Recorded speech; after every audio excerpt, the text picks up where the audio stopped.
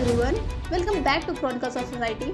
India has just crossed the $4 trillion GDP mark, becoming the world's fourth largest economy. But behind this impressive milestone lies a dangerous trap that has already destroyed the growth prospects of Malaysia, Brazil, and South Africa, the dreaded middle income trap. But before we deep dive into this shocking reality, if you are someone who wants to understand the real truth behind India's economy and learn from global success stories, please hit that like button, share this video with your friends and family, and don't forget to subscribe to our channel for more eye-opening economic analysis. While we celebrate these numbers, the harsh reality is that India exists as two separate nations. One that builds startups and celebrates economic milestones, and another where people struggle to stretch 400 rupees until a month end and lack basic toilets. With an average income of only $2,900 per year, India risks getting permanently stuck in middle income poverty rather than progressing to become a truly developed nation. The story of Malaysia perfectly illustrates this trap. In the 1960s, Malaysia transformed from an improvised nation to an economic miracle by focusing on infrastructure development, education, and business-friendly policies, achieving spectacular growth with per capita income rising from $374 in 1970 to over $10,000 by 2011, representing 2,500% growth in just decades. However, Malaysia's miracle was built entirely on cheap labor, and when global manufacturers like Intel, Sony, and AMD set up factories there, the country became dependent on assembling line manufacturing and low-skilled jobs. The fatal flaw was simple. When your only value is cheap labor, your biggest threat is someone even cheaper. And Malaysia eventually got stuck around $15,000 per capita income, where other countries with lower wages attract the same manufacturer away. Now here is a question for you. If Malaysia had everything going right in the beginning, what went wrong that trapped them forever? Think about it and let me know in the comment below.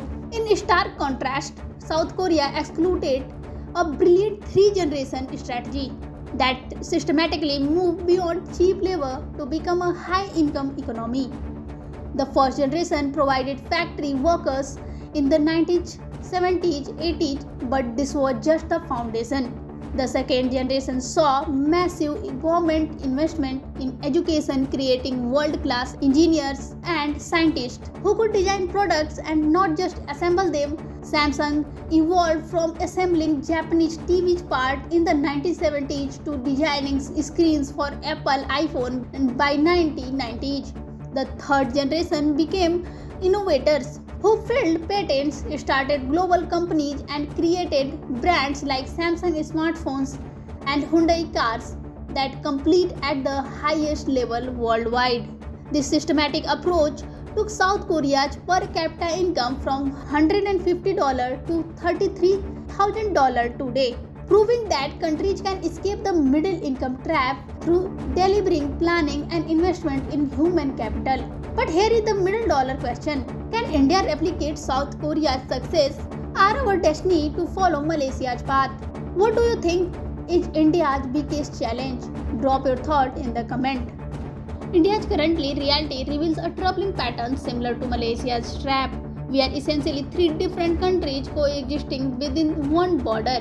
The top 10%, 120 million people, live like Germans with $15,000 per capita income.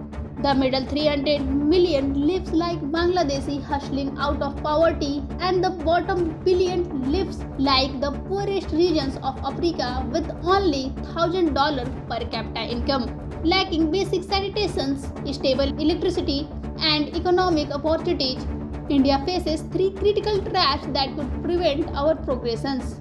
First is the education trap, where only 45% of graduates have job-ready skills, exemplified by 93,000 people applying for 62 peons jobs, including 37 PhDs. Second is the innovation deficit trap, where we invest only 0.7% of GDP in R&D compared to 3 to 4% in successful economies. And third is the manufacturing trap, where we are stuck in low value assembly rather than high value design and innovation. However, India can absolutely escape these traps by following South Korea's model. We need to transform education from exam cracking to problem solving, boost R&D investments to global standards, and move manufacturing from assembling to innovations.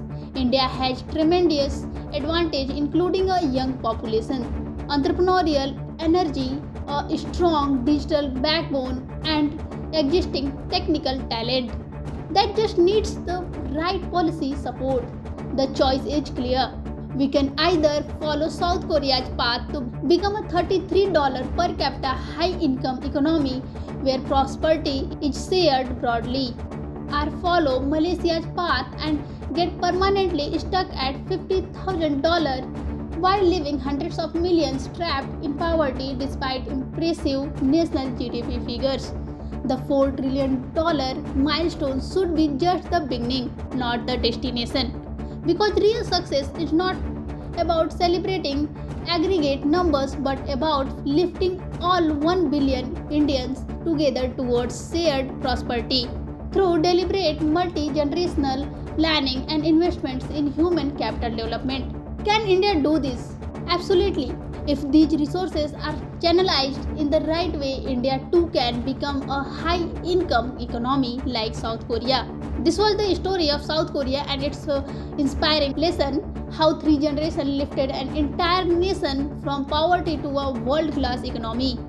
And for India, it is a reminder that it is not just economic growth numbers that matters but the role of every generation, factory workers, engineers and innovators. So that is all for today. Let me know in the comments how you like this video, and if you enjoyed it, don't forget to like and share this video and subscribe my channel. Thank you for watching. See you in the next video. Till then, take care.